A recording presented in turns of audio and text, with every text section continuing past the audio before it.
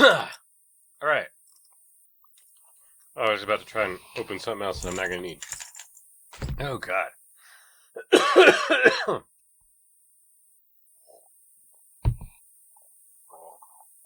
It has been very dusty here lately. I seem to be much smaller today. I do not know why that is the case.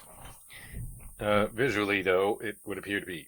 Now, today, as usual, we'll be continuing on with the phenomenology of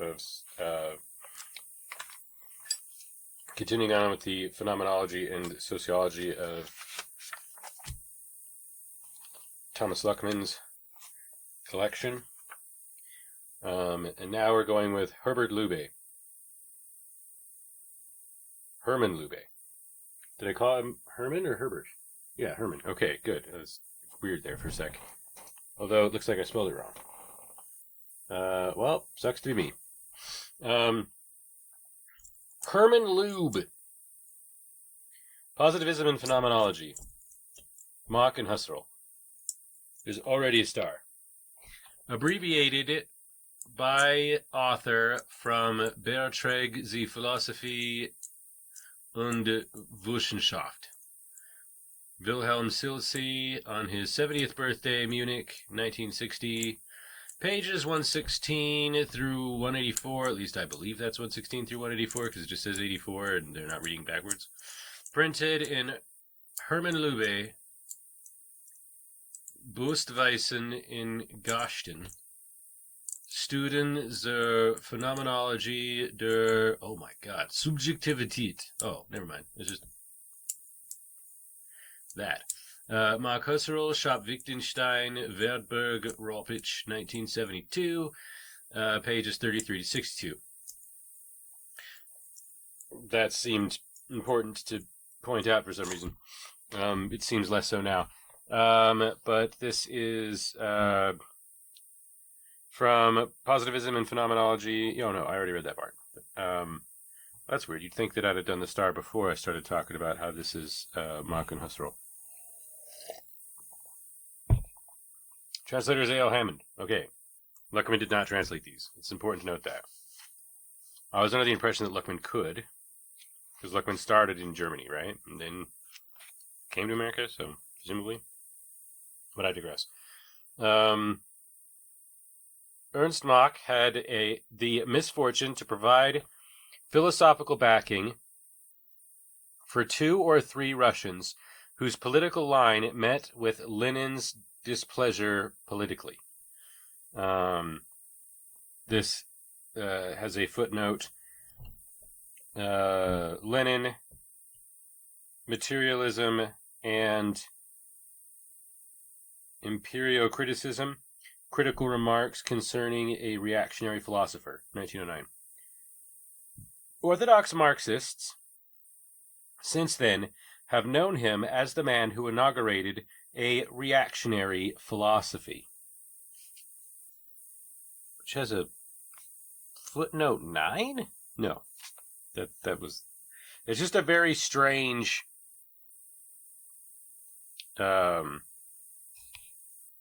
apostrophe. Positive recognition has, of course, been accorded him in the tradition of the Viennese Circle. Second footnote, Kraft, der Wienerkreis, der Ursprung des Neopositivism, in Kapital der Jungsein Philosophiegeschichte, Vienna, 1950. Particularly, pages 7 through 9. Particularly pages 7 through 9. Not specifically. It's not worth mentioning pages. Particularly those pages. That is not something one normally gets in a citation, especially in a citation which is a footnote, as opposed to being limited to a works cited at the end or whatever. Or an inline citation. Oh, interesting. There are no inline citations. Has that been true of the whole book? There have been inline citations, haven't there? I guess it depends on the author. Perhaps. That would not be unreasonable. On the other hand, the rest of the German philosophy has almost forgotten him. as it has forgotten critical empiricism as a whole. This is astonishing, since the work of Mach and of Richard Avenarius, too, was far from being ephemeral.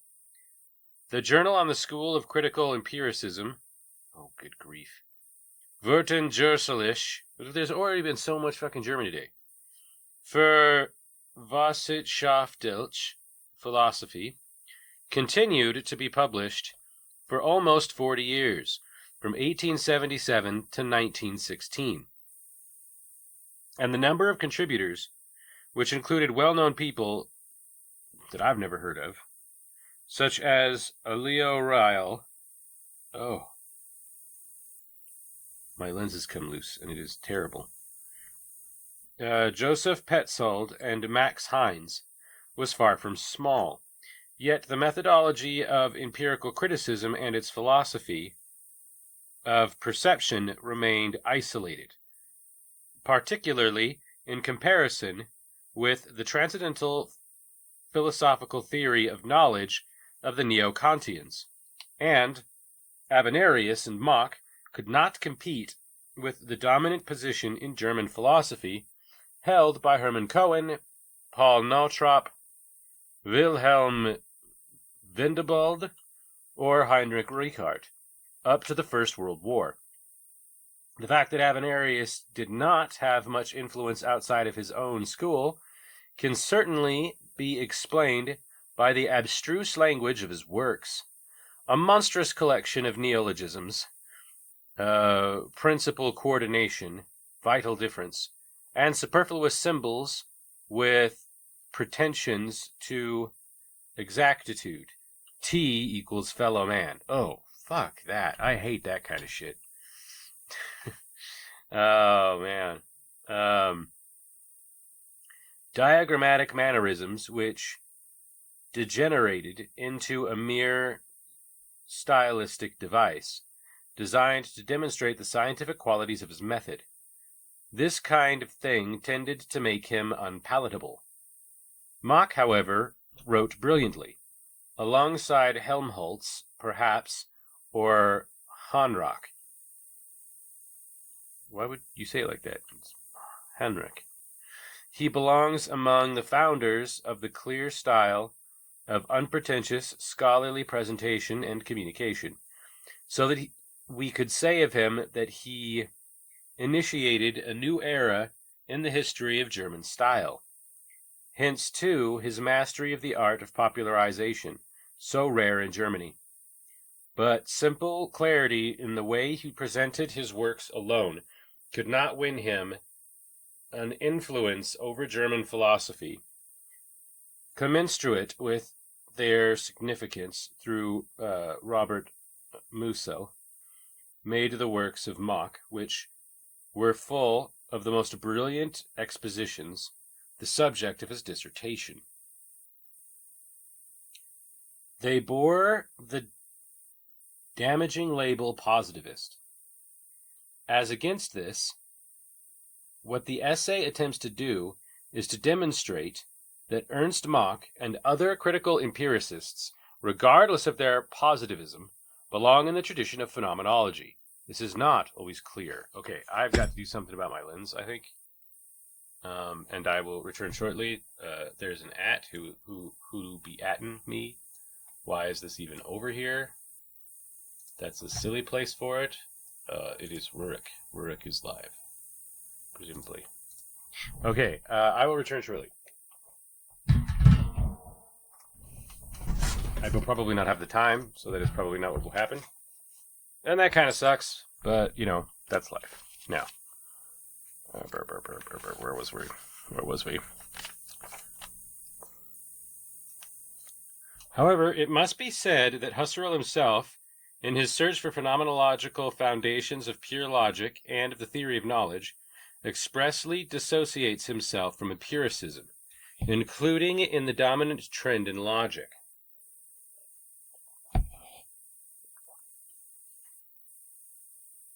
From which he wished to depart. Husserl devoted a whole chapter of a polemical kind to Mach and Anavarius in his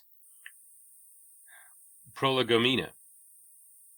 And it is indeed against the positivistic principle of economy of thought, Denkekonomie, that he addresses himself. The positivism of the economy of thought does, of course, play an important role in empiricism. And Husserl did recognize that it was here that a decisive difference from his phenomenological idea of a pure logic was to be found. What does economy of thought mean in positivism? Very generally, it is an interpretation of the theoretical, and specifically scientific achievements of man by analogy with technology. Technische Praxis. The praxis is capitalized. The technische is not. Fascinating. Technology is economic in nature, insofar as the smaller the expenditure of effort necessary to achieve a fixed practical goal, the nearer perfection is to be thought to be. The same applies to theoretical and particular scientific relationships between man and reality. Firstly, human praxis and theory are united in that they both serve the same purpose, survival. Mach is Darwinist in regarding theoretical ability as the supreme means for achievement in life. The theoretical knowledge serves survival in that it preserves experience. Theory is precisely what preserved experience is. Experience translated into the preservable and communicable form of a judgment, which is, as it were, made once and for all, and which thus saves us the trouble of repeating the experience. According to Mach, this is what the meaning of theory in terms of economic praxis consists of. So that sounds a lot to me like the opposite of what I was just saying to myself, which has to do with abstraction. So abstraction is the elimination of some element, usually of reality, for the purposes of communication or simplification, okay? In order for something to be translated from whatever it is, say reality, into something else, say thought, parts of it have to be abstracted out, and other parts of it have to be selectively retained. In order to communicate, people do this abstraction process again, taking that information and putting it out, and then once that information is out, right, it becomes part of that world that I just described and is abstracted when it is intaken by the listener. And then that listener has to abstract it again once they understand it in order to apply it to things that they are already knowledgeable about. So by the time somebody has said something to somebody else, we're looking at several levels of abstraction between one point and the next. And I go on about this ad nauseum forever all the time. But the reason why it's important here is because a lot of scientific methodology relies on reductivism, okay? And so what we're looking at here is somebody who has taken those things. And one of the problems with positivism is not necessarily knowing the difference between the reductivism of scientific methodology, eliminating irrelevancies until the thing that remains is the thing that you're going to be able to state is as close to truth, with a capital T, as it is possible to come to, and the abstraction of something to the point that it has some kind of usefulness, such as in the form of communication. So what's the difference between scientific reductionism, what Husserl is trying to achieve, right, and abstraction, the elimination of the things that aren't part of, say, the genre that you're trying to cultivate? And that can be a very surprisingly difficult hair to split sometimes. And that's one of the issues with a lot of positivism, is that once you start trying to cut out these things that you claim are irrelevancies, you no longer have a holistic view of the world. But the world exists in its totality, not in its parts. We categorize the world in order for us to be able to understand it. But that is, in and of itself, already abstraction, right? Evolution works this way. Evolution is a system that is in a constant state of flux and flow at all times. But we understand things by looking at snippets of evolution and then making the claim that that snapshot in time of whatever the creature is that is evolving is distinct from other creatures. Evolution does not do that. Evolution does not categorize its creatures. We have done that so that we can understand it. So how scientific is that, really? And you have to be cognizant of that when you're dealing in the sciences. Okay, let's go back to this. Darwinist, blah, blah, blah, blah, blah, blah. Is precisely what preserved experience is. Experience translated into the preservable and communicable form of a judgment which is, as it were, made once and for all, objectified by codification, and which thus saves us the trouble of repeating the experience. Once it's written down, you don't necessarily have to go through it again. You can cite the original works, Shoulders of Giants, etc., etc. According to Mach, this is what the meaning of theory in terms of economic praxis consists of. Its significance is increased, however, when theory as knowledge is detached from the totality of praxis. Through the process of division of labor and the acquisition of labor of reality based on experience comes to be the goal of a specific and highly differentiated praxis, even if the knowledge in the technical exploration of which people who have not had the relevant experience directly can take part in it themselves. Knowledge, thus defined, is perfected anew in the sense of economical practice, not only by the continually encompassing increasingly wide areas of reality through experience, but essentially by generalizing individual experiences. By discovering functional dependencies between constituent parts of experience and so forth, so that ultimately an ever-increasing stock of experience reduced to more and more simplified theoretical forms can be their means, so more subject to rational control. And that has to do, I think, with... This makes me think of problems of high modernism, which we'll see in Seeing Like a State, if that ever comes about. And it'd be nice, but I feel like that would have to... The application of that whole concept would have to wait until... Or that whole, like, overarching umbrella of concepts would have to wait until, like, the book. Like, and I'm not even through with the undergraduate paper, which I may never finish now, because if I get into the MAIS program in Oregon, this will be my dissertation, right? This is going to be what I'm working on, which is kind of lame, actually, in a weird way, because I'd rather be doing the research project. I want to do the research project. I don't want to do the dissertation. Because I want to be a theoretical sociologist and an experimental sociologist. I don't want to be a teacher, but I'm already writing a thesis, right? So it's kind of weird to not do it if I have the opportunity. If I wound up at Kent, I don't know what I'd do. That's not true. I know what I would end up doing, but let's not dwell on that at the moment. We have more pressing matters just now. So I'm on this page, but where? Because I didn't hit Dokokonomy again. Denkokonomy. Even before Mach, Avenarius had propounded this economy of thought interpretation of scientific theory in his habitualization thesis.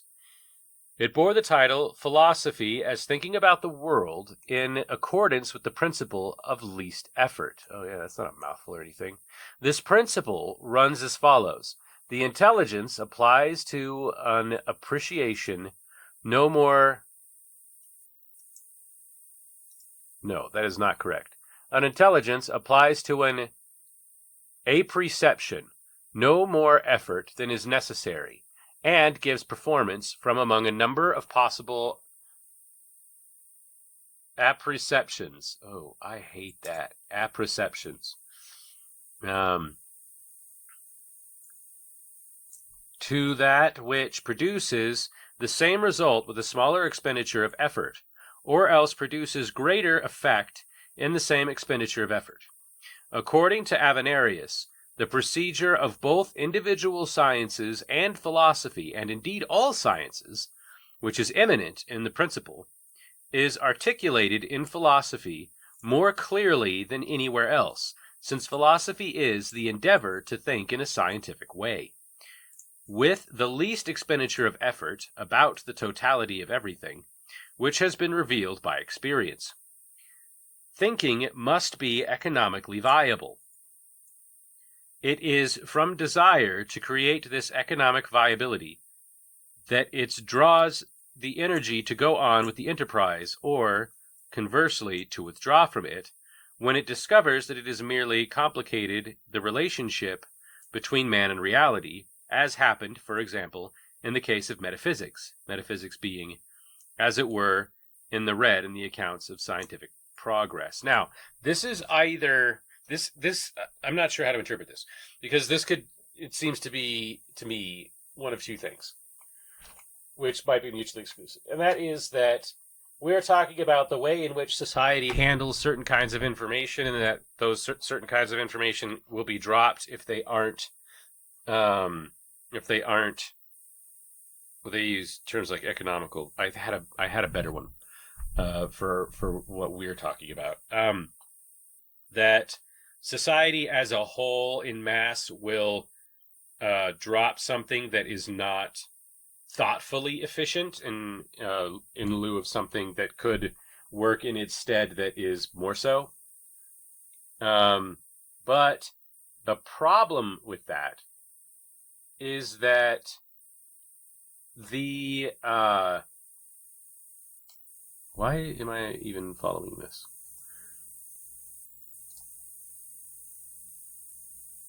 The problem with that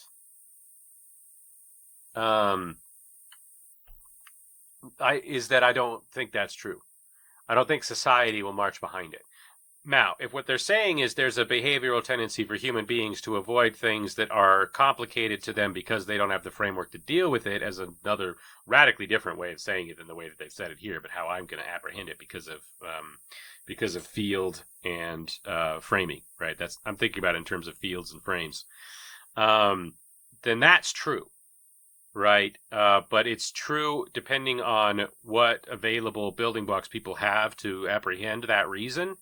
And it has to do with why horses don't exist, right? The H-bomber guy thing, where if it's inconvenient for their worldview, they can just ignore it, and then that doesn't become something that they consider. And that could be a really important observation if that's how we're seeing this. The analogy of scientific theory, understood in these terms with technico-economic praxis, is expressed fittingly in the term the economics of thinking, denkokonomy. It should probably be denkokonomai, like anomai. Mach introduced it. It is thought to have come to him as a result of his acquaintance with the economist E. Hurman at Munich. He apparently chose the term in order to point out, by means of the expression itself, that the gulf between the praxis of everyday life and the highly specialized praxis of science did not exist.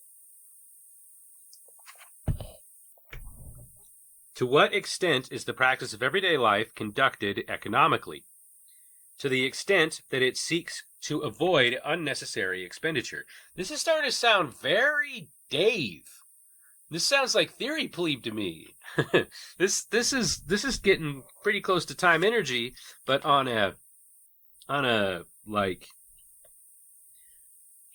scale of thought, the phenomenology of time energy, if you will.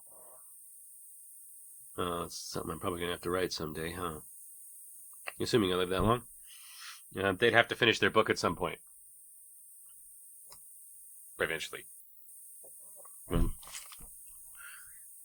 Not exactly holding my breath is all I'm going to say. To what extent is the praxis of everyday life conducted economically?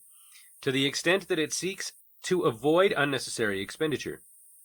Economy of praxis excluding purposeless activity, according to Mach. Knowledge must be thought of in the same way. What does the physicist do, for example? He systematizes his experiences. He experiments, he measures, for example, the dependent relationship of a frictionless fall on the duration of time. He then has a scale of measurement. He notices a functional relationship between the values on that scale, reduces it to a formula, and arrives at a low gravity. Law of gravity. This law, according to Mach, has no possible ontological or transcendental reality sui generis. Sui generis, like sui pig pig pig.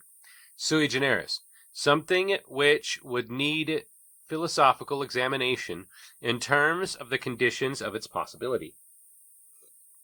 It is, and again we take the example of the law of gravity, more a very simple and summary indication of the way that all falling bodies may be portrayed in thought. It is a complete substitute for a tabulation which may be as extensive as you wish, and which, thanks to the formula, can at any moment be most easily reproduced without the memory being in the least overburdened. The law is simply the instrument of economics of thought, experience economically organized so as to be ready for use. Okay, real quick. And by real quick, I probably don't mean that. I'm probably lying.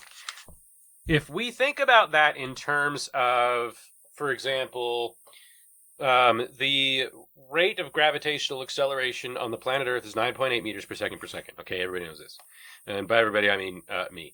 Although apparently there are 2 people watching. Poor bastards. Anyhow, the rate of acceleration of gravity on the planet Earth is known because of this process. Exactly what he is saying here. We know this to be true.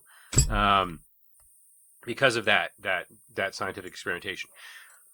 But the knowledge that something, all other things being equal, which they almost never are in the real world, the feather falls at a different rate than the pebble, which falls at a different rate than the arrowhead, right? And that has to do with there's formulas even for that too, which but they could be altered based on air pressure and distance from the center of the Earth and things like that because of wind resistance, and there's all sorts of things that complicate this. But in essence, through scientific reductionism, we know that something falls at 9.8 meters per second per second. That knowledge can be applied under various circumstances, but almost always with a certain fraction of the capital T truth it represents being useful to us. And the reason that I think that that's interesting and important to note here is that when we start to talk about, these differences in things, we know we don't have to say, okay, how do we measure this every single time whenever somebody drops something? But if somebody drops the feather, it does come out different, right? Because it's not going to accelerate at a rate of 9.8 meters per second per second. It's going to accelerate to a certain rate, stop accelerating, then overcome its air resistance, then its rate will change. And the rate at which it changes is based on all sorts of things, the density of the air in the room, and whether or not there's some kind of air current and what that air current is, right? And then it's like, when it's your pendulum effect as the feather falls. The arrowhead just fucking, because it's aerodynamic by design, right? But even it is encountering air resistance, So the application of 9.8 meters per second isn't even something you're going to come to unless you go through the whole process again and again and again, which has already been codified and therefore doesn't have to be done. Shoulders of giants, right?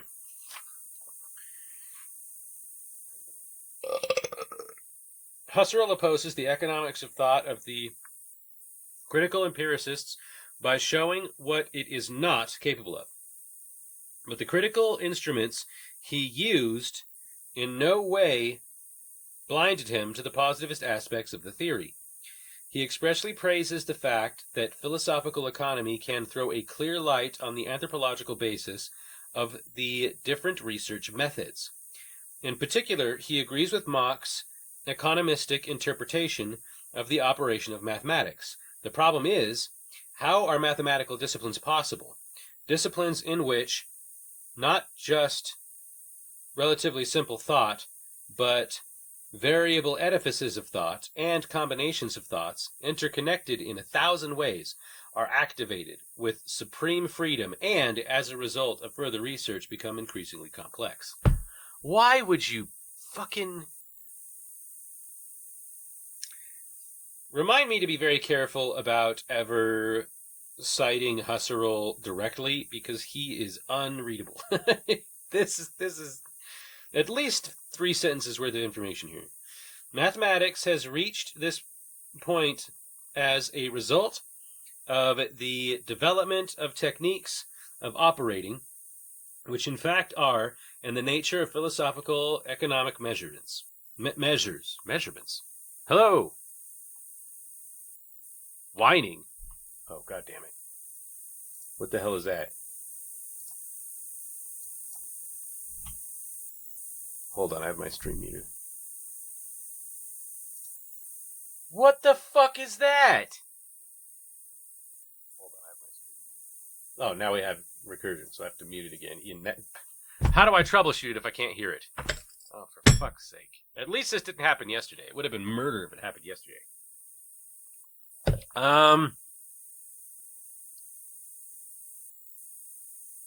What? Okay.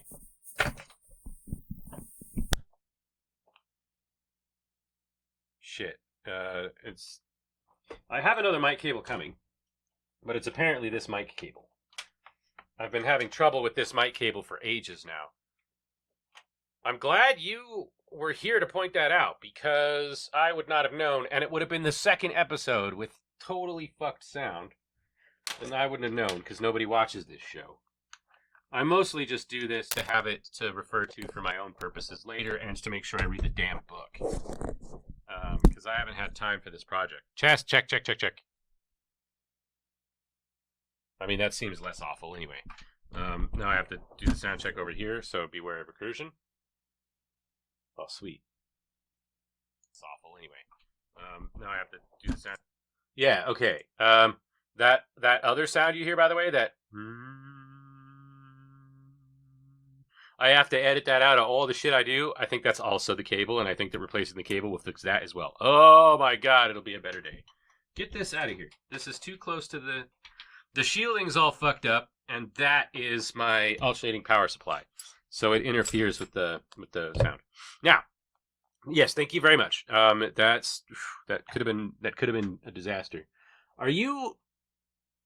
Yeah, I appreciate it. Okay, it's just the way that it's displayed. I thought that the chat had been being cut off probably for weeks now on the... No, over here, display. The mirroring is very confusing for me. I'm already dyslexic, so it's a problem. Why am I trying to find a program that's running? Like I'm reading this book off of a fucking website. Which would have been a lot easier than becoming the owner of 50% of the remaining copies of the book in the world through serendipity and incompetence, but that's my life. Now, where was I? Husserl opposed the economics of thought of the critical empiricist. No, I'm not reading that quote again. Husserl can kiss my fat fucking ass. God, he's so... periods, man. Break up the sentences, please. Mach had shown that even the most elementary mathematical operations presuppose and include the mastery of such techniques. I mean, one would hope. Otherwise, how the hell would you do it? When it comes to the multiplication, we make use of the results of previous arithmetic operations instead of repeating them each time. Speak for yourself. I can't remember them. 6 times 8 is 48. It's pretty much the only one I can ever remember. I usually have to do the rest of my own. And instead of carrying out further arithmetical operations, substitute operations executed long before, etc. We are, on such occasions, increasing the productivity of the calculator by employing techniques which are, in the economic sense, purpose-built. The analogy with technology holds true in a fourth sense, that the accuracy of the calculation does not depend on whether the subject who is carrying it out knows that he himself had the experiences which are considered in the formula of the operation. Okay, brief stop there.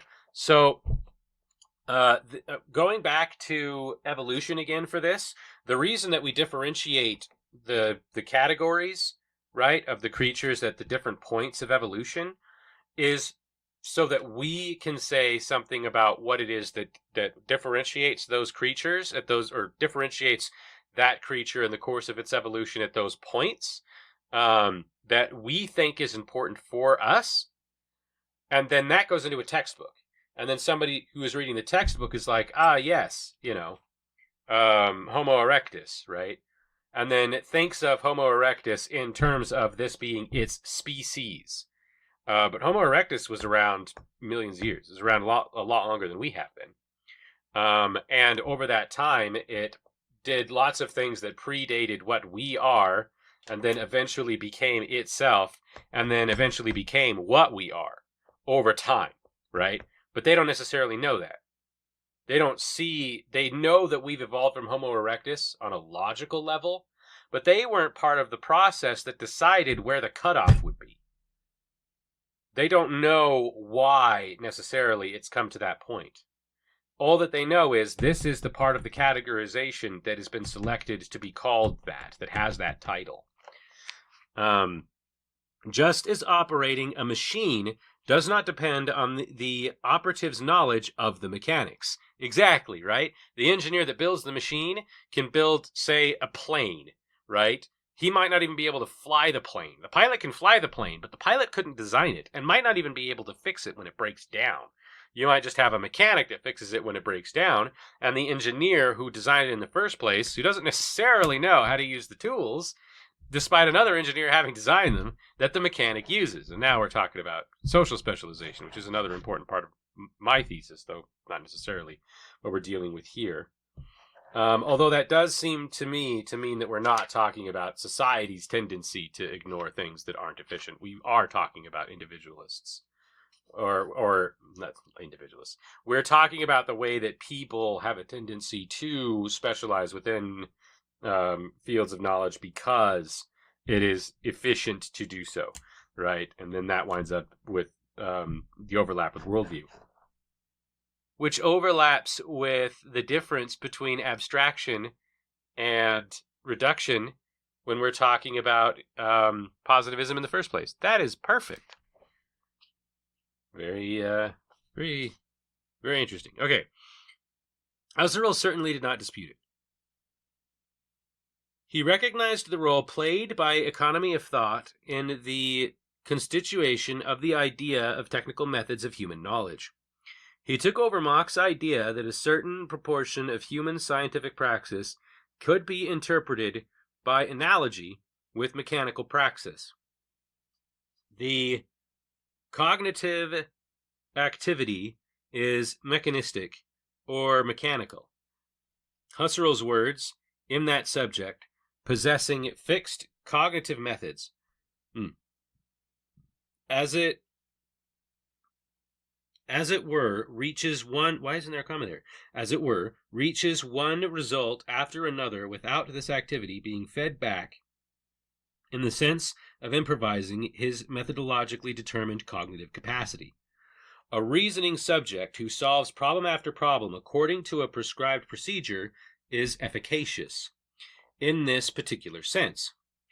Since as subject he remains unchanged in the process, he could, for the self-same reason, theoretically be replaced by a machine. Oh! I don't know about that. Could we program a robot to read this book for me? Yes. But I would not learn as efficiently listening to the robot read as I would be reading. It is better to read and then listen to. Especially with shit like this, for reasons I'm not going to get into right now. As such as calculating machines, the most recent consequences of economy of thought.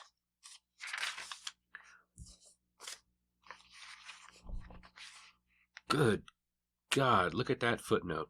All right, that's coming up. Brace yourself.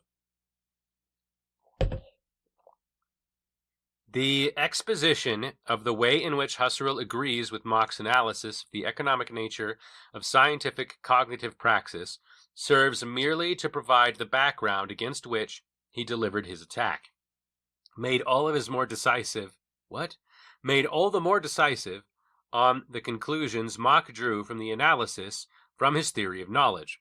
For Mach, the process by which the laws of nature are comprehended, the process by which the laws of nature comprehend, in a uniform and comprehensive fashion, the multiplicity of empirical data is perhaps nothing more than a technical instrument for mastering this multiplicity of economic expenditure. Theoretical terms. I have got to stop writing like this. That is exactly how I write, and it is confusing as hell, and it needs to end. Use periods. Don't force injunctions. Don't use injunctions even when it seems flowery, when this is the kind of shit you're saying, because it makes it much harder to digest. It's like adding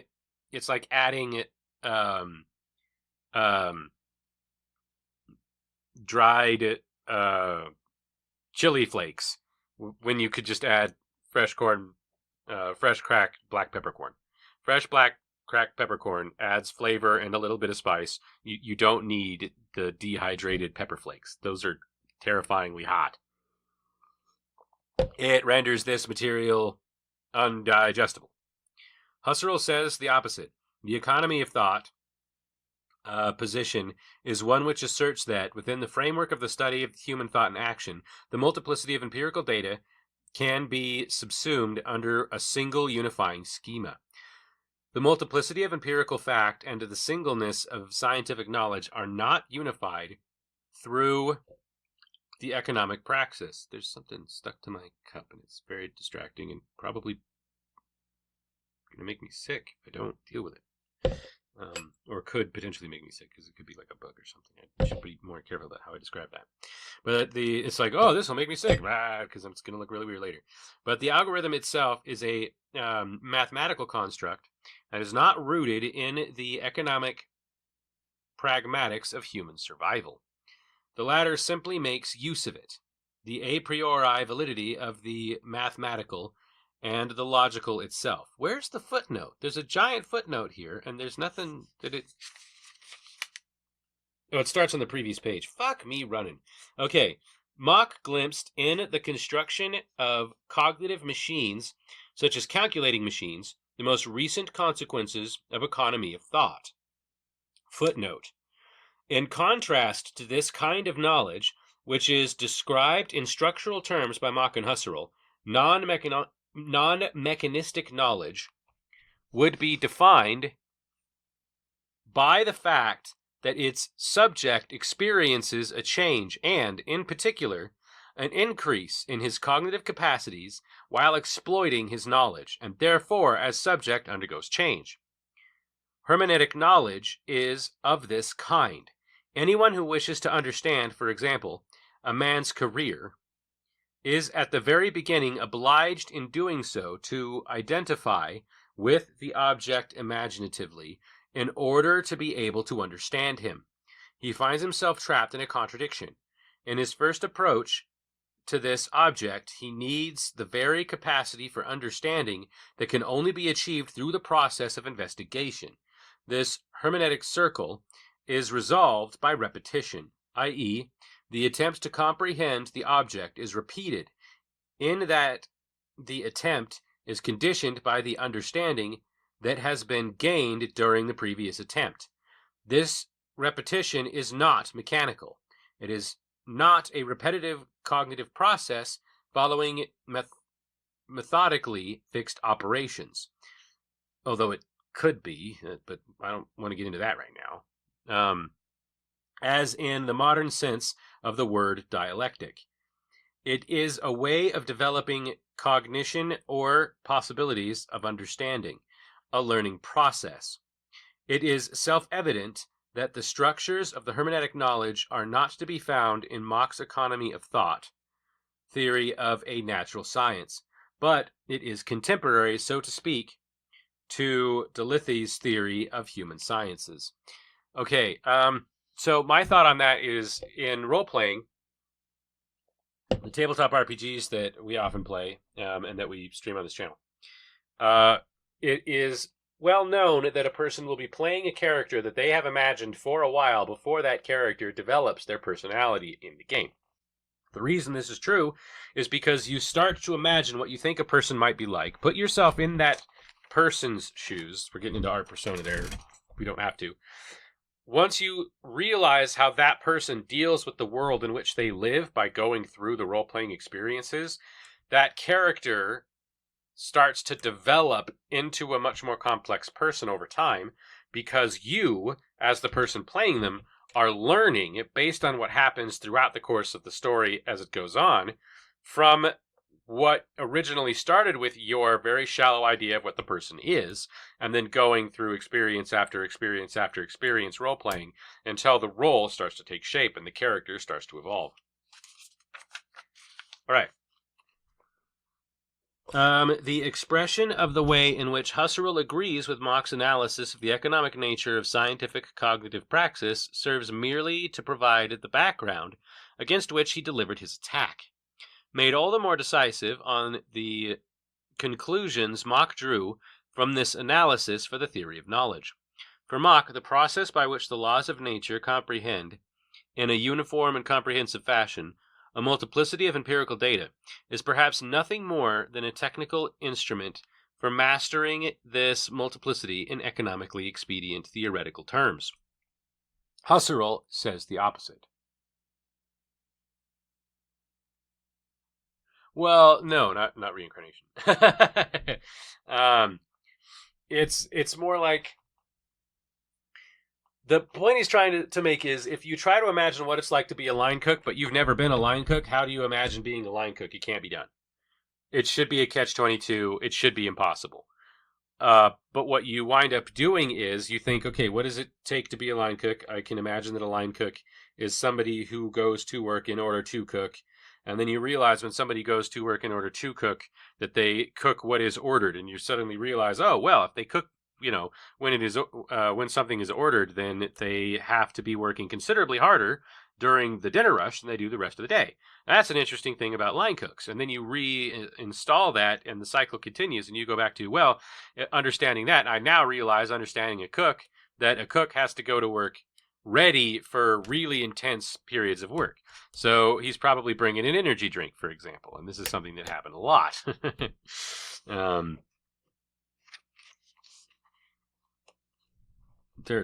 I mean, I'm sure if you could live the same life over and over again, that's kind of, Nietzsche was all about that kind of shit. He talked about it a lot.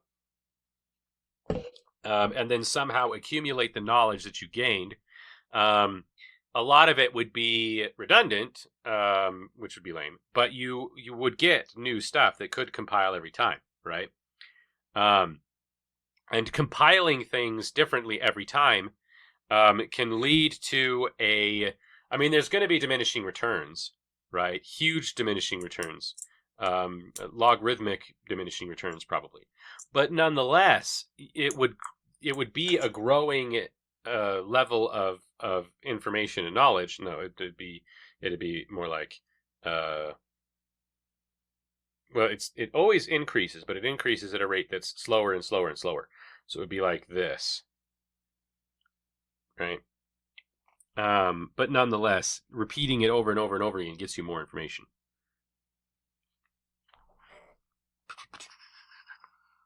Precondition of any meaningful account of economy of thought. Did we go all the way to that? No. Yeah, because we talked about neo-Kantians, so that's fine. The latter simply makes use of it.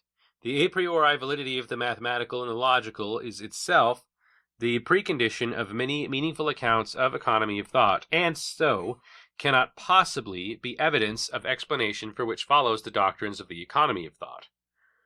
Husserl's structural argument against economy of thought is on the same lines as that which he uses against psychologism. Just as psychologism, in the analysis of, say, closure as a psychological act, mistakes the ideal character of the form of closure itself, economy of thought, in its analysis of economic nature, say, of experimentation, mistakes the logical ideal conditions which make it a meaningful activity in the first place. It is precisely on this point that Husserl knew that he was at one with the neo-Kantians and against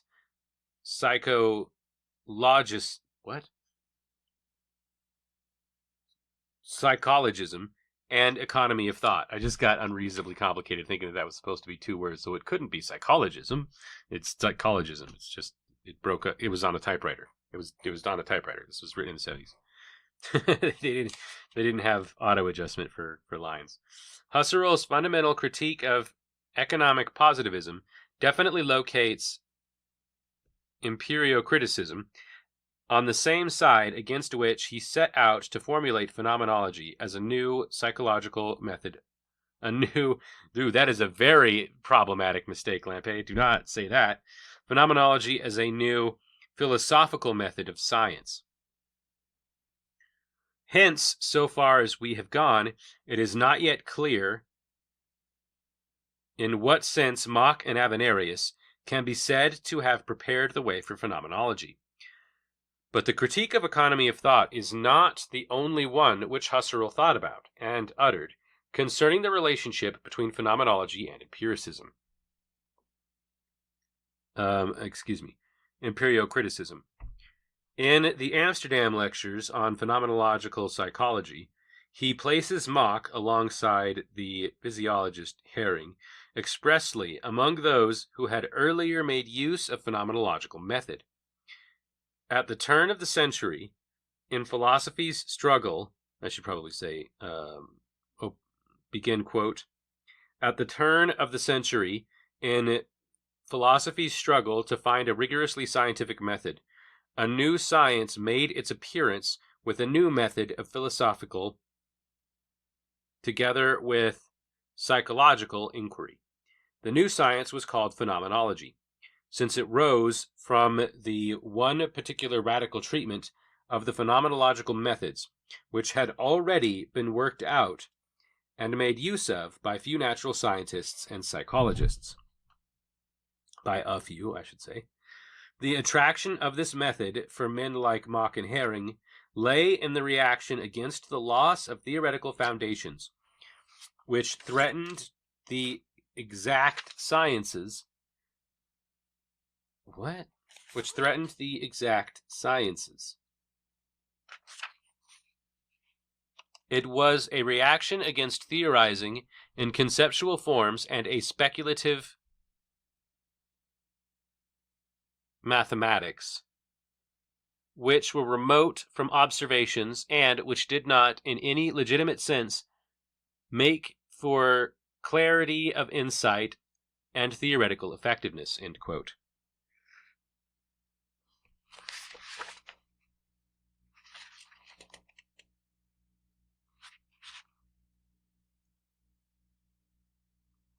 Fucking Husserl again. That's from Manuscript Folio 2-1 of Husserl's Archives, page 302. Even in his latter work on the crisis of European science, Husserl does not name Avenarius, alongside Shoup, as representative of a position fundamentally opposed to phenomenology, as he held in the Prolegomena, but rather as the representative of the philosophical concern which prepared the way for phenomenological transcendentalism, without, of course, following it up with in a sufficiently radical way. We may presume from this that Husserl, when he made Mach's analysis of perception, which anticipated phenomenology to an extraordinary extent, the basis of his seminar, did this in the intention of joining with a related field. Husserl himself notes one particular feature of Mach's critical empiricism, which relates him to phenomenology when he says, in the Amsterdam lectures, that the attraction of the phenomenological methods applied by Mach lies in the reaction against the loss of theoretical foundations which threatened the natural sciences.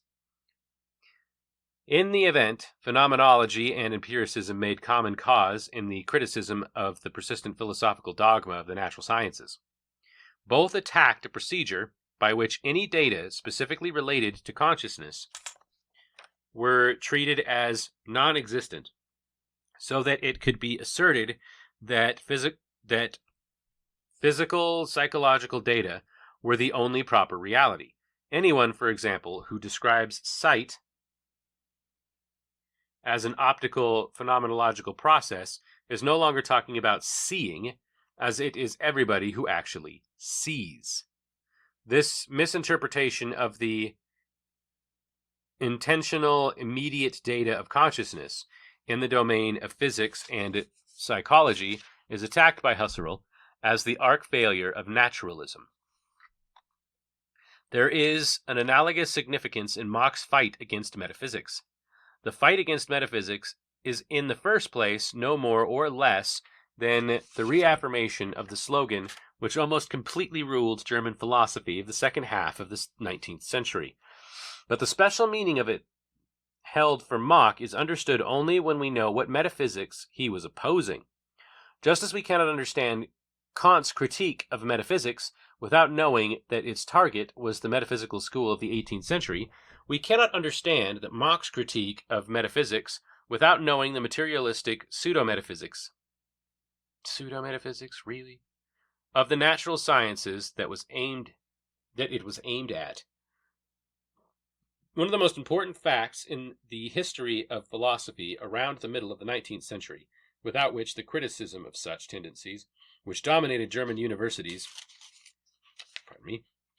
after about 1870, would be incomprehensible, is that the victor which triumphed in the collapse of the metaphysical systems of German idealism was not pure natural science, nor even a philosophical theory of science related to it, but the anti-metaphysics of Buchner, Vogt, and Moleschott.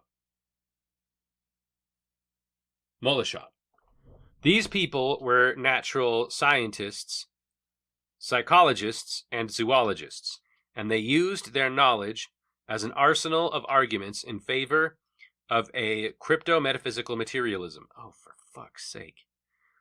Crypto-metaphysical materialism.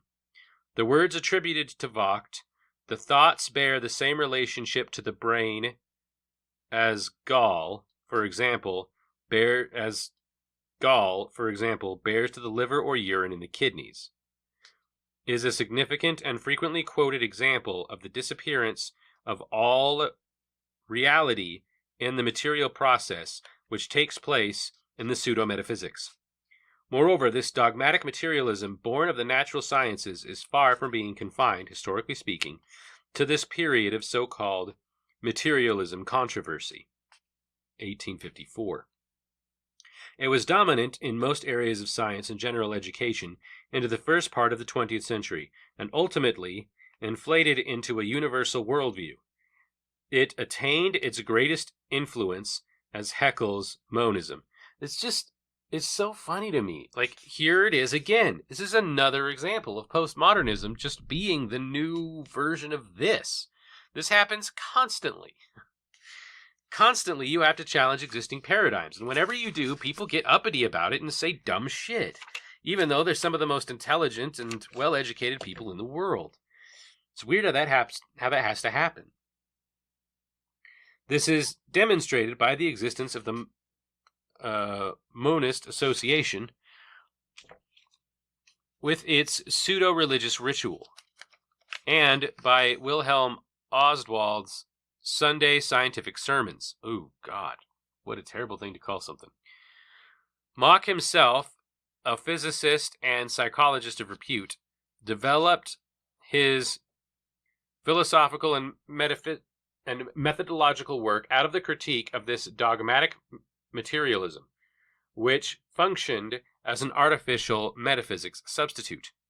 Most natural scientists today cultivate, as philosophers, a 150-year-old materialism, the inadequacy of which has been seen through long ago, not only by professional philosophers, but by anyone not too far removed from philosophical thought.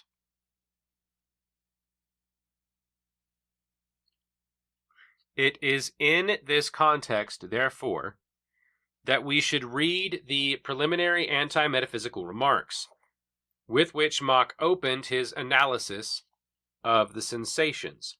These pages were not what today, in our historical situation in philosophy, we might suppose to have been suggested by Mach's positivism. Instead, they are, from what the very outset, directed against a physicalism, which saw itself as materialistic. Thus, physics, despite its important developments, is yet only a part of the greater sum of knowledge and cannot exhaust this material.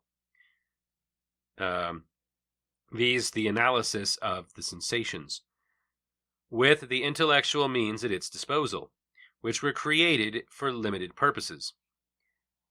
Even Avenarius's major work, Kirk der reinen Erfahrung, is no less directed in the same sense as the lack of self-criticism in science and in support of the purification of its methodological assumptions from implicit pseudo-metaphysics, crypto-metaphysics, pseudo-metaphysics, metaphysics on the outside, crypto-metaphysics.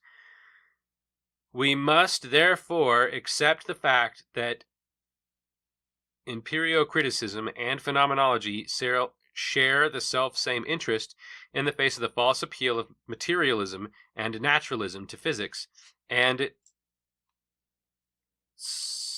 physiology, and in their assertion of the independence of a reality of the mind of consciousness, which cannot be contained within materialistic or naturalistic categories, and that it was necessary to found a methodically independent science ordered in terms of this reality. Avenarius, who otherwise can hardly be credited with one worthwhile phrase, coined the slogan for these anti-material... Oh, hold on. Fuck, Lampe. Back. Ugh, that paragraph is a single run-on sentence. We must therefore accept the fact that empiricism and phenomenology share the self-same interest in the face of the false appeal of materialism and naturalism to physics and physiology, and in their assertion of the independence of a reality of the mind and of consciousness which cannot be contained within materialistic or naturalistic categories, and that it was necessary to found a methodically independent science ordered in terms of this reality. This line of thought is not confirmed either to Mach or Husserl. It can be said to encompass Wilhelm Schup's philosophy of immanence as well as Dilthey's psychology. Avenarius, who otherwise can hardly be credited with one worthwhile phrase, coined the slogan for these anti-materialistic tendencies. It was, he said, a question of founding a, quote, human concept of the world. Oh, for fuck's sake. Menschlicher Weltbegriff, end quote. This term, in fact, is appropriate for many decades of phenomenological thought up to and including Heidegger's fundamental ontological definition of world concept. How Husserl is implicated in this context is less easy to see. If we regard his phenomenology as extending from his critique of psychologism and from his intention to found a pure logic, it becomes easier, however, if we start from Husserl's analysis of intentional experiences in the fifth of the logical investigations, and if we consider that Husserl, particularly in the Cartesian Meditations, extends phenomenology into an analysis of the historical nature of consciousness, and finally, in his later work on the crisis of European science, outlines the program of an ontology of the living world. In this regard, the critical empiricist notion of a world concept takes its place at the beginning of the development of phenomenological tradition in the history of philosophy. The content of this world concept is best understood through the difference between it and the other world concept. from which it is distinguished by the attribute human, or rather natural. This other concept is that one which was evolved philosophically from the consequences of the theory of the natural sciences.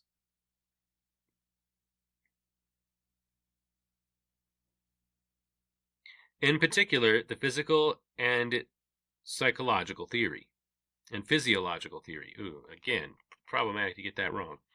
And this concept is, in very general terms, negatively defined, in that it reduces subjectivity as such to a vanishing point. It is where subjectivity still persists that the problem arises. In this general form, the problem is, of course, older than phenomenology or critical empiricism. Even Kant's critique of practical, i.e., moral philosophy, is at heart the answer to the problem of the possibility of reality of the subjective, called moral freedom, on the assumption that natural science asserts that objective reality is an unbroken, causally determined material process carrying on infinitely through time and space. Thus, for Kant, the problem which arose from the concurrence of a natural science which made everything objective, alongside experience of the subjective, was focused critically on the antithesis, causal necessity, moral freedom. In the second half of the 19th century, the problem was enlarged in one particular respect, and this enlargement involved one of the decisive preconditions for the development of the kind of questions posed by phenomenology. At that time, research in the natural sciences began to develop in previously unsuspected ways, not least in zoology, anatomy, and physiology. And it was precisely these sciences which gathered more and more precise knowledge about the way in which the human life was conditioned by natural causes. What the materialism of the Enlightenment and dogmatically asserted was now demonstrated in concrete terms, in many ways different. What happened was that the human being as subject was regarded as reducible in his entirety to object. This inevitability had an essentially profound influence on questions concerning the theory of knowledge. For a theory of knowledge requires a subject, knowledge of which is, at times, knowledge itself. How can this subject be defined over against physical and physiological objectivity? It becomes an insubstantial inwardness, the relationship of which objective reality is then problematical. So, how does a person possess the knowledge of the universe if the knowledge of the universe is perceived by said individual? Right. It's not an objective truth if it is based on the subjective, literally subjective. They are literally a subject. How can they have a real understanding of anything if that real understanding is limited to some subjectivity they are experiencing?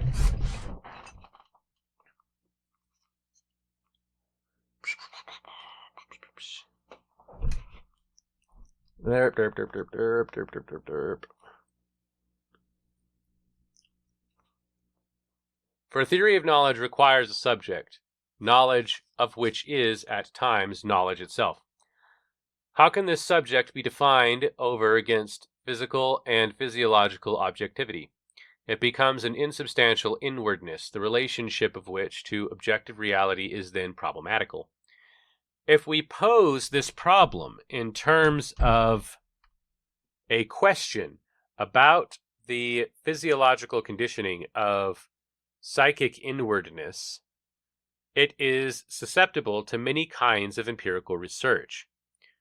One can, for example, in the framework of experimental psychology, such as Fechner founded, investigate how the subjective strength of sensations is related to the objective strength of a stimulus and attempt to reduce this relationship to the form of a law, etc. One can ask where subjective powers like memory, hearing, or movement are located, and such. This is a question needed. Lacan enters the chat. One can ask whether subjective powers like memory, hearing, or movement are located, etc. Such questions need not, in principle, give rise to difficulties. Difficulties do arise, however, if one goes on from this point to try to arrive at a theory of perception. The question then is how awareness of external objects is possible at all for the inward subject. To begin with, a subject, with its definition as something inner, has no reference at all to the outside world. Okay. There are a few sensations which are directly given to it as subject, and to which objectively material processes in the body correspond. Okay, so I do not see. I have eyeballs, and my eyeballs register information to myself, but myself is the only thing interacting with information, I think is what that means. Hopefully, because if not, I'm going to be very confused with the next few sentences, I imagine. Of course, these external objects have an effect on the body and set off processes, the subjective aspect of which is again in the form of sensations. But these effects are themselves quite objective, of course, and therefore do not explain how external objects, as such, can be the content of subjective awareness. So, like, if there's something wrong with your eyes, and you're the only one who sees the thing, then what you see is something wrong with your eyes, even if what you see you do not realize is the flaw in the eye. It was precisely over this point that Helmholtz, through his self-awareness, became a Kantian. The categories of causality, which are a priori certainties so far as the experiencing subject is concerned, provide the way for allowing consciousness of external objects, and that he grasps his sensations in themselves as produced by these categories. Okay, we're going to footnote that, or we're going to cite that later, because what that means is that the way in which the individual experiences the other follows this process, right? So we're going to want to come back to this. And by we, in this case, I mean me. This is H. Lubbeh.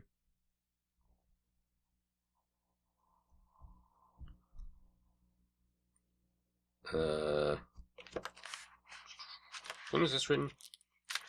Nope, that's too far. Now I have to have a date in order to cite you. Stop running off.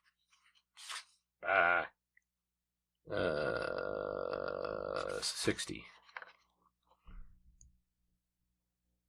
Lubbeh, 1960.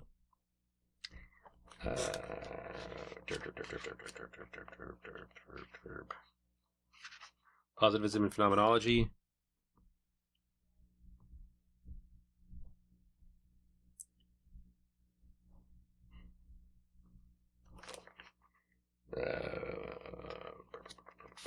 Page 103. Okay. Cited.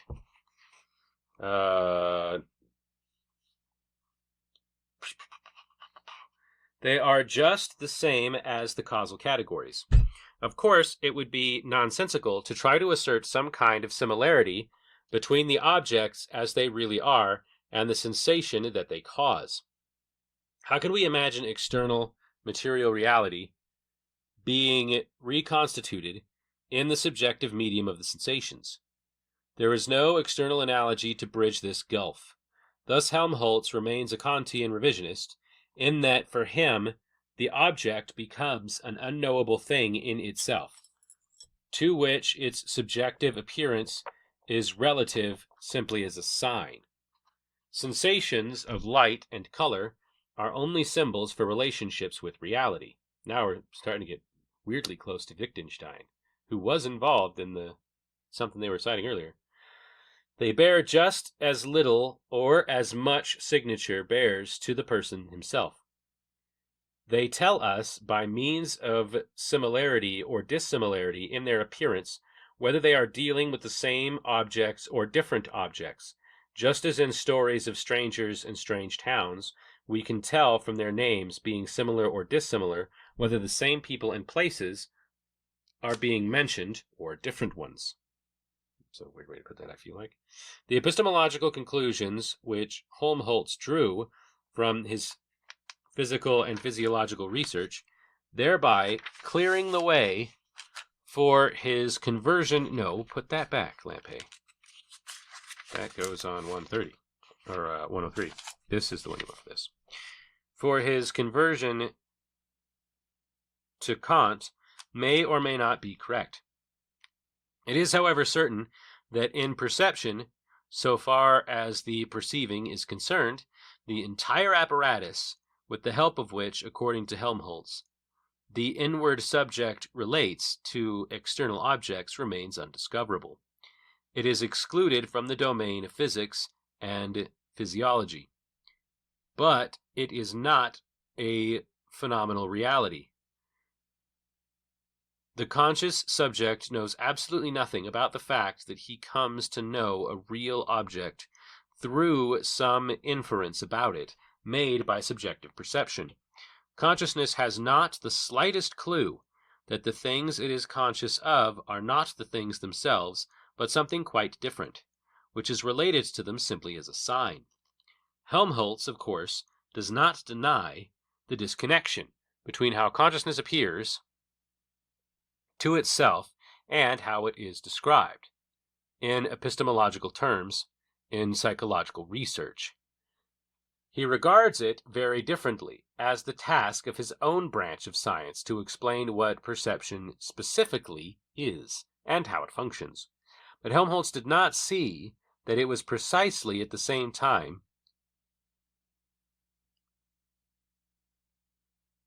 there's some kind of weird typo here, and the word is destroyed. Or not typo, but like problem with the printer. At the time when theory about what reality actually is had become so irrevocably distant from what this reality knew of itself, and the need arose for showing what constituted this later kind of knowing. A scientific explanation of consciousness which shows it as something quite different from what it seems to be to the man who has it, demands some attempt to describe what it really is, in analytic terms, and not just to explain it. The phenomenological position is fundamentally dedicated to this problem. This makes clear the significance of the critical empiricist demand for the foundation of a human or natural concept of the world as preceding and in anticipating decades of phenomenological research. At bottom, it is a demand for the elementary reality of human experience to be taken as the object of theory.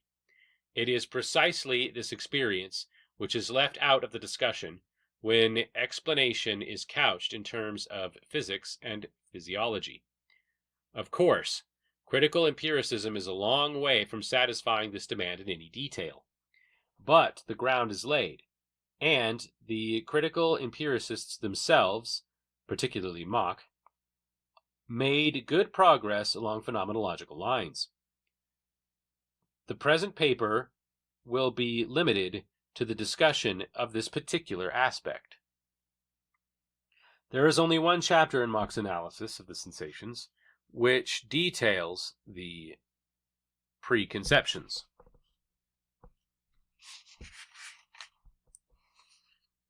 By this, Mach means the explanation in terms of physics and physiology of the psychological phenomena we have mentioned. He talks about the constraints on research which have frequently arisen from the fact that categories and conceptions have been treated as interchangeable. Particularly great, however, is the confusion arising from transponding preconceived notions from the field of physics into the field of psychology. The physicist may, of course, investigate the optics of the human eye and throw light on the problem in the inversion of the retinal image by investigating the internal structure of the eye.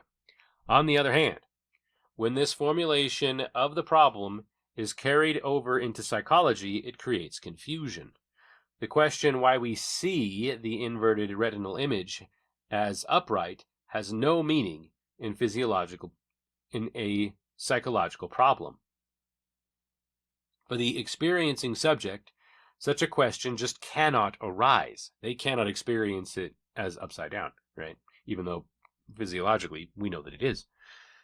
At this point, the phenomenological character of the critical empiricist thesis becomes particularly clear.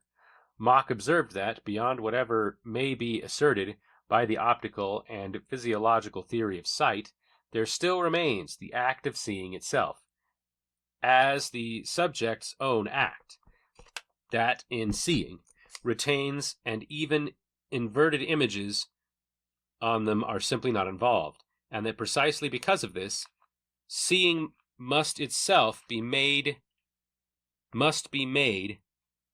the object, Precisely because of this, seeing must itself be made the object of theorizing for a different kind from what obtains in physiology. Mach demonstrates that some point again with respect to the well-known theory of the after-image, current at that time, particularly after Helmholtz.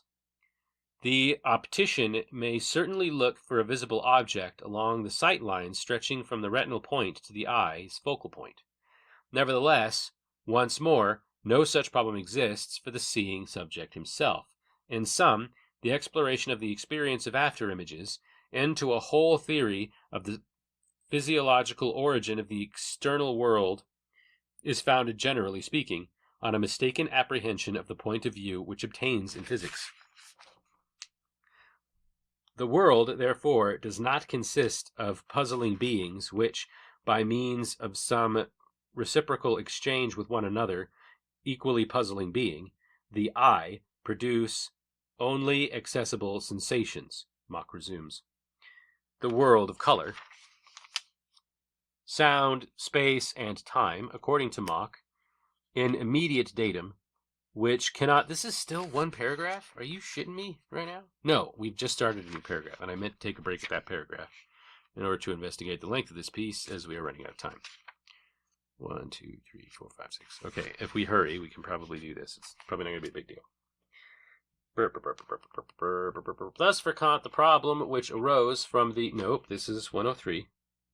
Okay.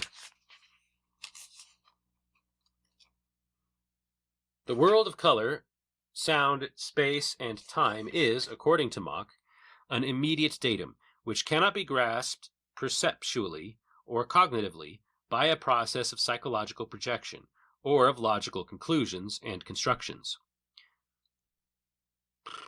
or present essential problems of what reality or actuality may be hidden behind the color we see or the sound that we hear.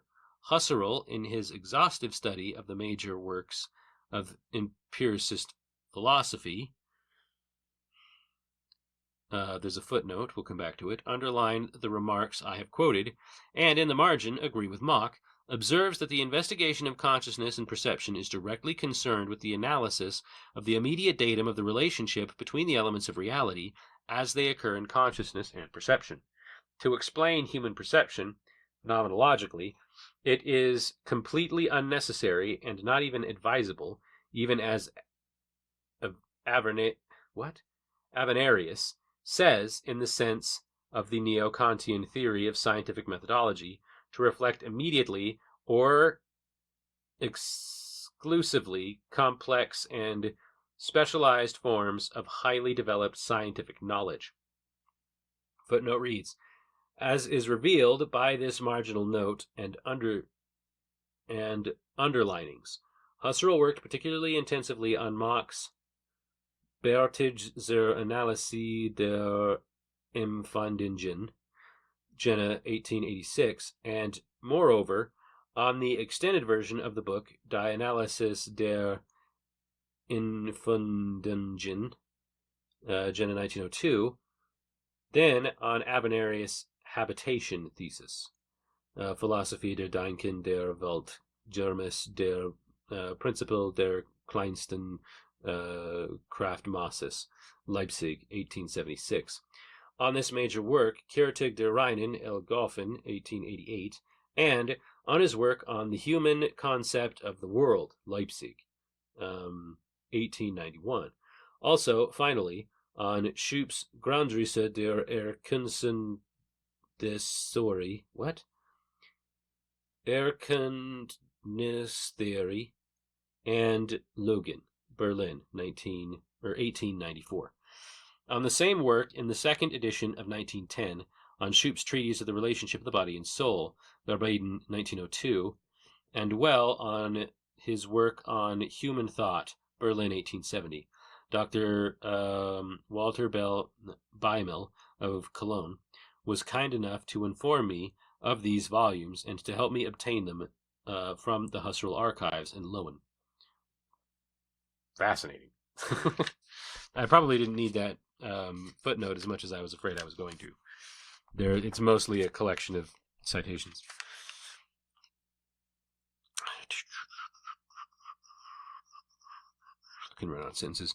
It is rather a question of first keeping an eye on ordinary life and on perception, just on its own, without self-consciousness, out of which what is scientific has evolved, and thereby seeing the relationship of scientific to pre-scientific forms and means of perception.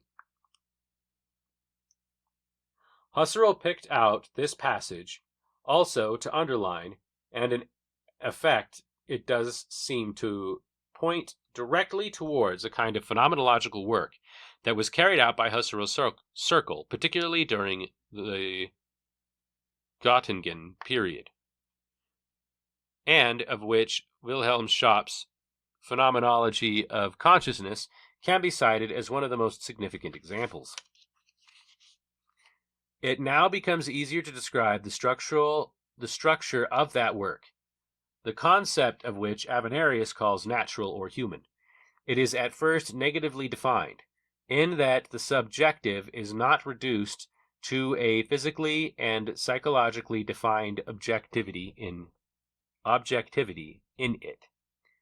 It is rather the world of the subject himself, the subjective world, where the subject is now no longer shrunk to a mere inwardness in the face of a physical and psychological objectivity. It is therefore a subjective world in the sense of being not in the first instance so divided from the other subject, derived from perceived reality, and there is any problem as to how, in the act of consciousness, the two can come into contact with each other. It is from this reciprocal reference that the analysis of the human world concept proceeds, which is at the same time also an analysis of the concept of the subject, within which the subject itself is so conceived that it is always in and of its world. This Heideggerian structural formula of being in the world exactly fits the criterial empiricist concept of the subject if we disregard the fact that in Heidegger the practical relations between man and reality are included, whereas critical empiricism hardly went beyond this analysis of sensation and conscious perception. What had previously, under the rather invidious label of a division or gulf between subject and object, been problematic is already approaching comprehensibility with critical empiricism. The philosophical school represents the start of an analytical theory of consciousness, which is retained within consciousness itself, instead of approaching its object in such a way that it reduces the phenomena it is faced with into something else which does not of itself come within the field of consciousness. The formulation is one which arises from an insight into the insoluble difficulties over which a theory of perception comes to grief when it seeks to explain perception in terms of a process of a physical and physiological nature, which supposedly connects an external object with the internal subject. In this latter view, what the characteristics are, a subject, moreover, which is a perceiving subject as such, related to something which it knows to be different from itself, disappeared completely. All right, let's add 108 to that. Actually, it's probably 107. 107 to 108. That's not going to confuse me later because I wrote it like I'm a fucking moron. Husserl first remarked on the singularity of the manner in which subject and object have this mutual reference.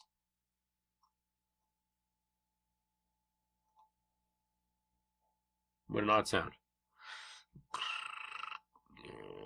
Subject and object have a mutual reference and are, in the act of perceiving, encompassed phenomenally with each other in a reference to Brentano in his analysis of intentional experiences. The structure of these experiences is such that in them the reference of the subject is to something else. This other, however, it is in so far as it is intentional, a moment of experience. It would nevertheless be nonsensical to ascribe a mental immanent existence to it. For within experience, e.g., when experience relates to an object perceived in space, it is treated straightforwardly as the object. In intentional acts, such as perception, the subject refers to an objective real world which is independent of himself. This is exactly what we would mean if we put it the other way around, making the world, as it were, the intended moment of these acts, the thing to which they refer. If we have made this peculiar structure clear, it will be possible to recognize the contradiction inherent in any attempt to try to construct the perception of objectivity out of those physiological effect sensations brought about by physiological processes of the body. I do not see color sensations, but colored things. I do not hear sensations of sound, but the song a woman is singing, etc. I do not hear sensations of sound, but the song of a woman singing. The distinction between the color itself and the sensation of color is, according to Husserl, a distinction only superficially self-evident. It rests on the old traditional notion, which at the epistemological level is inherent in the false antithesis, internally conscious image, extra-conscious being in itself. The objection Husserl raises to this discussion, which is actually transposed from the formulation of problems in physiological terms into physiology, is that all reference to its objectivity is coined within the phenomenological being of consciousness in itself, and that the intentional object of a notion is the same as its real object, and in any given case, as its external object, and that is nonsensical to distinguish between the two. The phenomenological argument against dualism in the theory of perception is completely analogous to the critical attacks Mach made against and again on the duplication of the world into two, being in itself and a world which is within the subject, either in the sense of an image or of a symbolic substitution. Incidentally, it is in the context of these critical attacks that Mach repeatedly and expressly mentions Avernius as associated with him.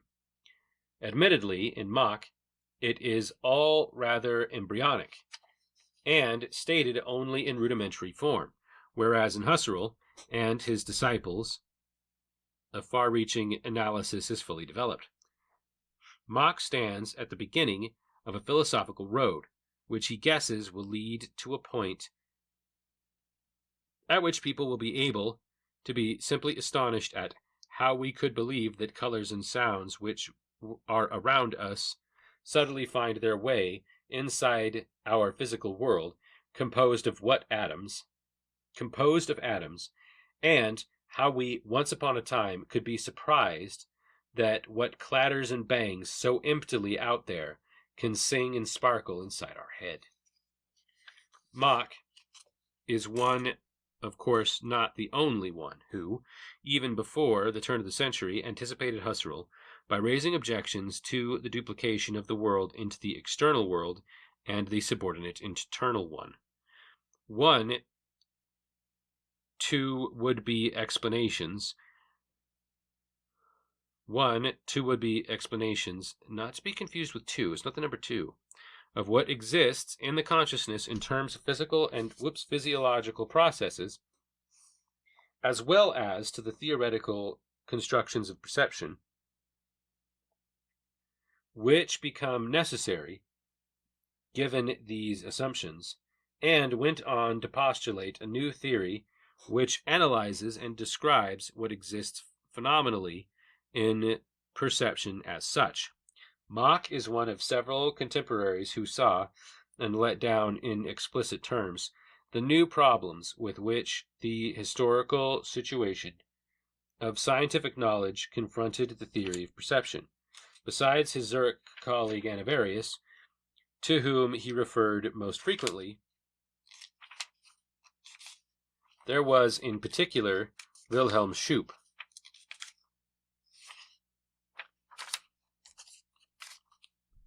whose work he felt pointed in the same direction. They each dedicated work to the other, and each expressed agreement with the other's correspondence. Schoup too participated in the criticism of a theory of sensation, which did away with its phenomenal object and stationed it inside the brain, and of a doctrine of the external projection of sensation, which then became necessary in order to join together again what was actually found in sensation as such. I reject subjectivism. Begin quote, I reject subjectivism, sensation, which has been differentiated from the content of sensation as a fiction, which confuses the meaning of the concepts. End quote.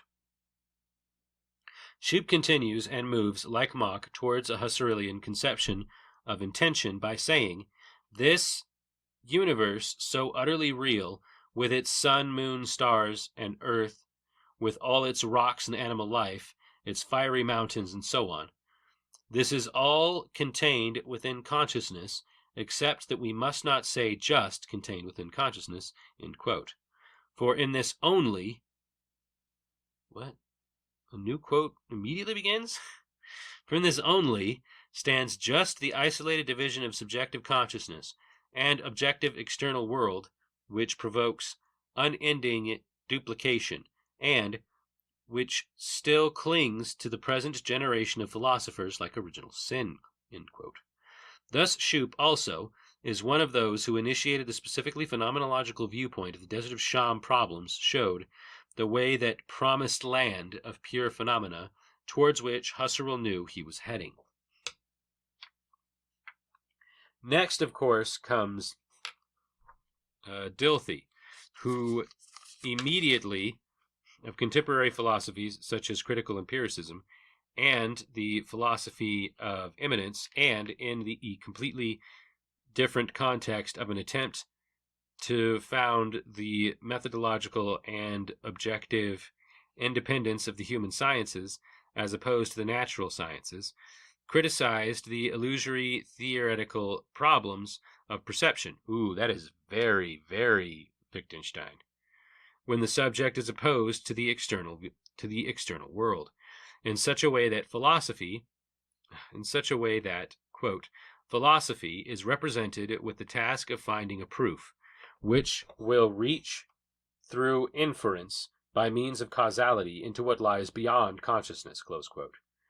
This critique of Dilthey's became an important step in the development of the phenomenological thought, particularly for Heidegger's analysis of existence. Because the basis from which it proceeds is a theory of the subject, which sees the latter not merely in the restricted sense of a subject of consciousness, awareness, and perception, but rather more than this, as a subject of the total life process, to which will, conflict, work, need, satisfaction belong as recurring, invigorating elements, and which at the same time also provides the arena for mental events. Insomuch as it constitutes the life process, the subject it's from, the very beginning, never isolated from the external world. It lives in and experiences it in the sense that it is a reality on its own, independent of the subject, and this independence affirms its reality in relation to the subject as soon as the latter sets out to incorporate it into its life process. Externality is constructed in the mind not by playing a subordinate role under the heading of causation.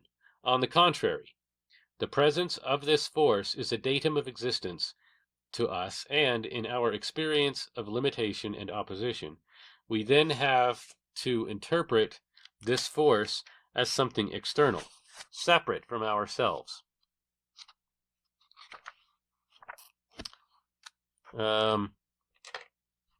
The old problem of how to explain that the two separate realms of the subjective and objective meet in the process of perception is precisely revised in Dilthey. And the problem is rather the process by which the subject achieves experience of something that possesses a reality independent of itself, and thus, in this sense, objective. And is thus, in this sense, objective. The problem lies in the process through which the subject learns to distinguish itself, as it were, from what is not, and proceeds to form itself into a subject, which is then practically and theoretically related as such to objectivity. Dilthey proposes the analysis of this process as the content of a new theory, which, in antithesis to the old constructions of theories of perception, concerns itself with how the subject is related to the object only insofar as the relationship is given in the experience of life. There is no doubt that with this, Dilthey is moving towards phenomenology. Admittedly, experiencing reality as objective through the experience is resistance does not, of course, happen in practical matters only, in which some change of circumstance is sought, but just as much in perception, which simply lets what is perceived remain unchanged. Perception, too, perceives the objective as such only so long as the independence of the object from the subject is revealed by the changes which take place in perception when the perceptive subject moves in relation to the object perceived.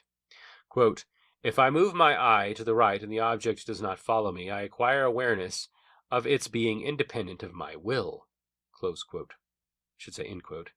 Though they also saw the unique role played by kinesthetics in the phenomenological constitution of human perception, and went on to discuss it.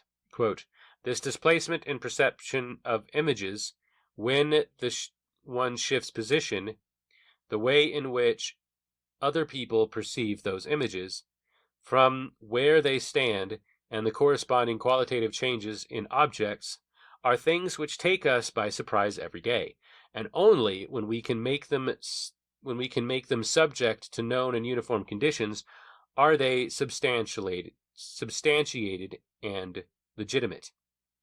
Are they substantiated as legitimate? It is the force of this legitimacy which controls each individual impression, and which consequently strikes us as something alien and autonomous. In Husserl, great phenomenology,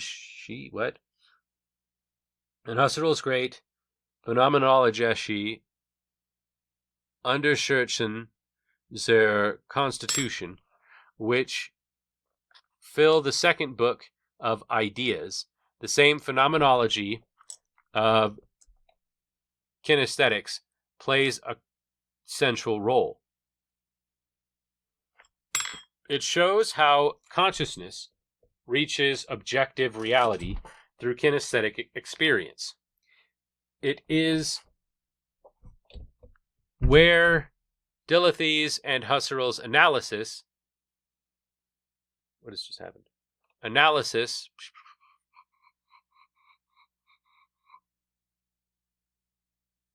specifically phenomenological, sense of basic, it's where Deleuze and Husserl's analysis is brought to bear on kinesthetic experience, in the sense that the basis of a specifically phenomenological research is unmistakably obtained, and when the theory moves into the sphere of a concept of the subject, in the light of which questions about the possibility of perceiving the external world, about the relationship between perception and the object perceived, and so forth, are shown to be unreal problems.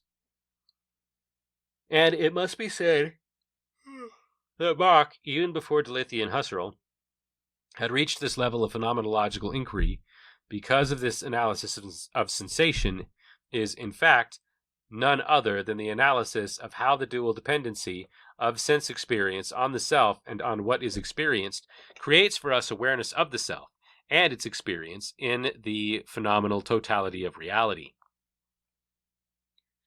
Interest then shifts to the realms of the individual senses, the realm of sight and of hearing and of touch, as distinct from geographic space.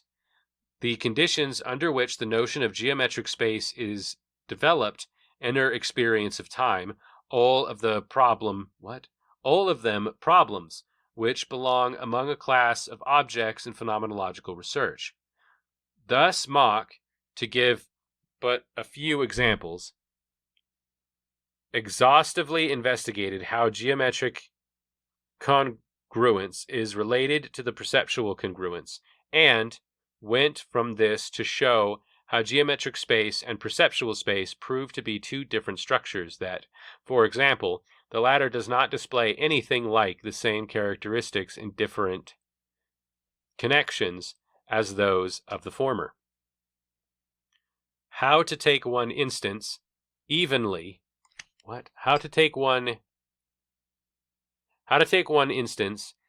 distributed color on a motionless body, despite the phenomena of shading, can only be seen as evenly distributed as the specific tactile space is, so to speak, seen along with it. How, in darkened tactile space, orientation is achieved by movement. How it is this experience of movement, above all, which opens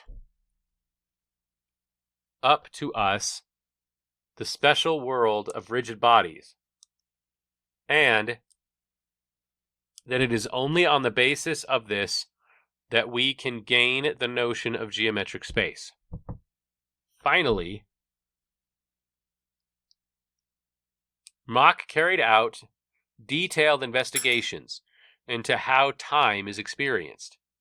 In his efforts to free himself from the thought patterns of physics in which he had been caught, he also managed in the process to separate time as experienced according to his own specific structure from time as defined by the homogeneity of its intervals, as in physics.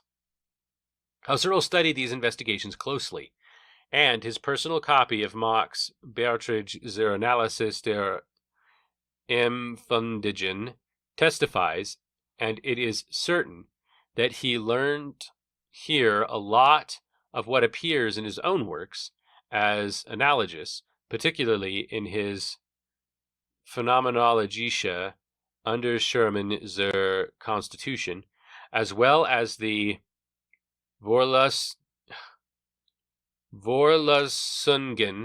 zur Phenomenologie der Inners Zeitbewusstseins.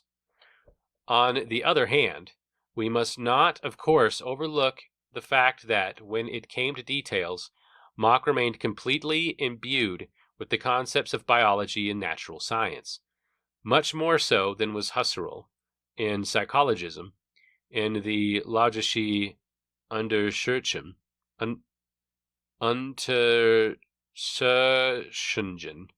but this should not prevent us from recognizing Mach as among those who developed the specifically phenomenological position, in that they concentrated on the subject itself, and along with it the world of its perception and life, in contrast to those scientists who reduced all subjectivity to something other than what that subjectivity knew itself to be. To my knowledge, Mach is the only man to whom something like a picture of the phenomenological approach occurred. On page 15 of his Analysis der Empfindungen, there is a figure showing a man lying on a couch with his legs crossed. He is apparently a scholar, since on the wall of his room, to his left, there are rows of folio volumes. All that we can see of his room is from the chest level, but we can also see somehow that the eye with which the observer looks into the picture through the window, which is open in front of him on the courtyard side, is also the left eye of the scholar himself. Hence, his neck and head cannot be seen, but only the tip of his nose, and, indistinctly, the bridge of his nose, which frames the right side of the picture, and which constitutes upwards enclosed the picture as his brow, under which his bushy eyebrows are visible. The scene is cut off at the bottom by a lengthy mustache end. The left-hand side of the picture is open and unframed, the row of books disappearing behind one's back into the invisible. This drawing is an illustrated criticism of the divorce of subject from object, which renders theory of perception quite incapable of relating to one another. The drawing demonstrates how, even in the simple process of seeing, there is no phenomenal world in which the subject itself is not already present, and that there is no subject which is not already present in the world. It does not follow from the fact that it was Mach who showed the way for phenomenology that the positivists of the Vienna Circle were wrong in claiming him as a forerunner. The truth is that there are different approaches coexisting in Mach's work, which diverged later into antithetical extremes, into neo-positivism on the one hand, and on the other, into the later phenomenological tradition represented by Heidegger. One of the approaches has been discussed in the present paper, that concerns the analysis of the phenomenally given natural or human world. To use Anavarius's somewhat programmatic statement, it is this which stretches through classical phenomenology to the fundamental ontology of Heidegger, and to Husserl's later plan for an analysis of the living world.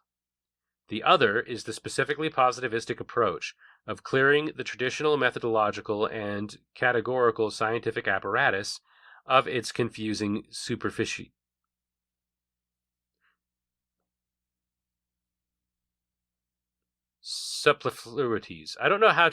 I know superfluous, and I understand the pluralization. I do not understand how to pronounce the pluralization. Superfluities. Superfluous. Superfluities. What a weird word. Confusing superfluities originating in metaphysics, and to redefine science as a system of systems which describe efficiently, i.e. economically, how reality is built up and out of irreducible elements of sense experience. Mach was not aware of the fact that he was freeing himself from the doctrine of perception with one hand and clinging to the conceptual apparatus of physical sciences with the other, while thinking he could construct any process of perception out of elementary sense data. In practice, he did nothing of the kind.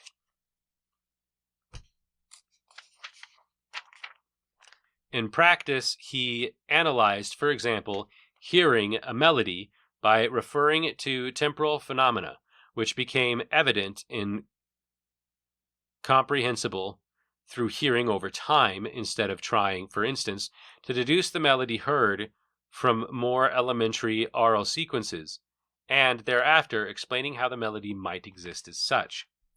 However, Mach's design for the scientific methodology undoubtedly amounts to an insistence that every theory must have based on the unshakable facts provided by atoms of sense data, elements.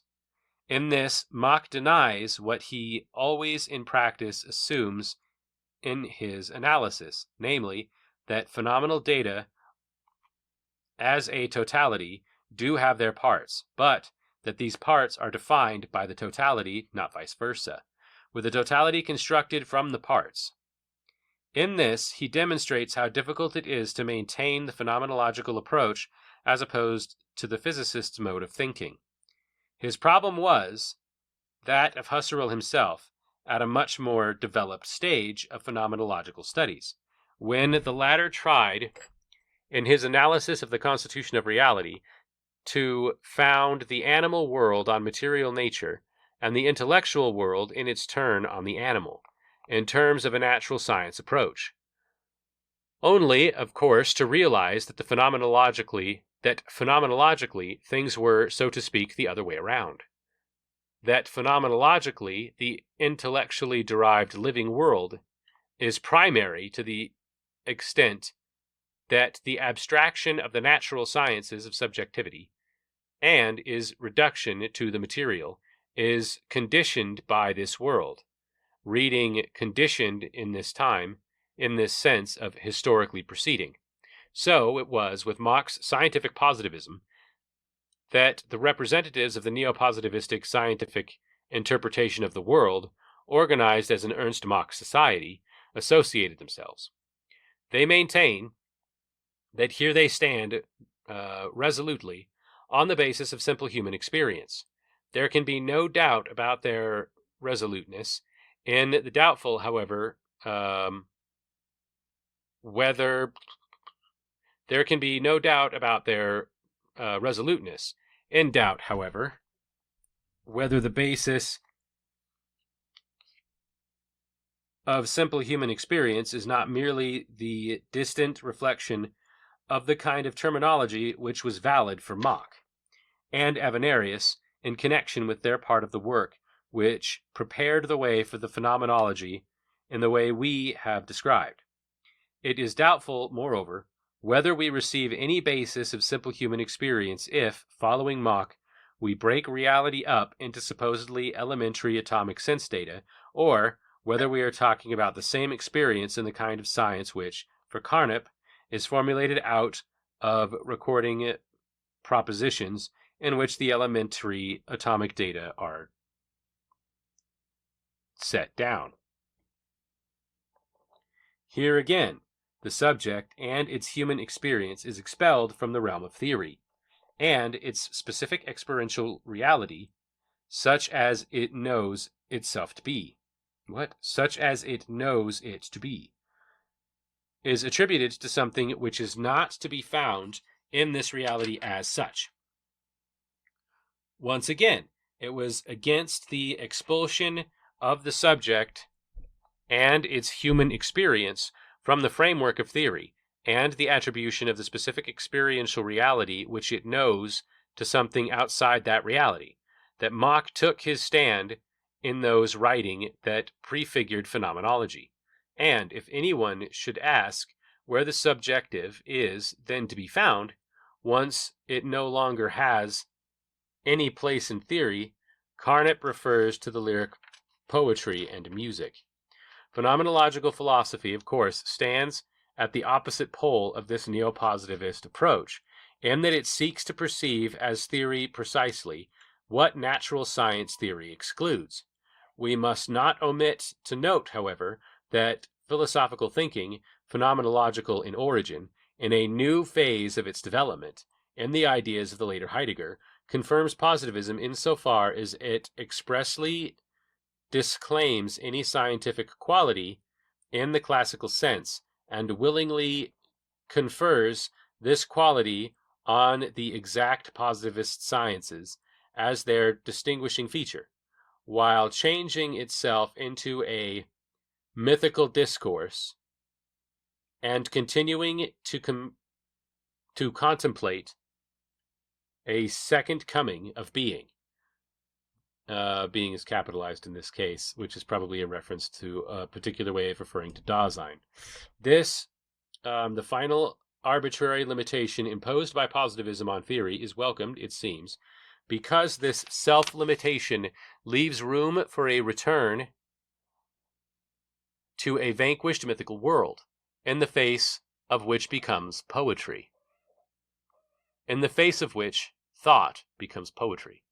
On the other hand, what would also be kept in mind is what associates Mach with Husserl, the pathos of rationality, which yet does not see itself as so hardened that it has no hold aloof from the true world in which men live.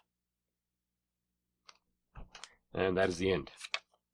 Next, we will return to Alfred Schutz, that's next week, and go over phenomenology and the social sciences again, hopefully this time with a much clearer picture of what is going on, and probably making the citations that I should have made in the first place on the cards that will be in the book, although it would, again, be nice if I could find more of the cards to use for that purpose.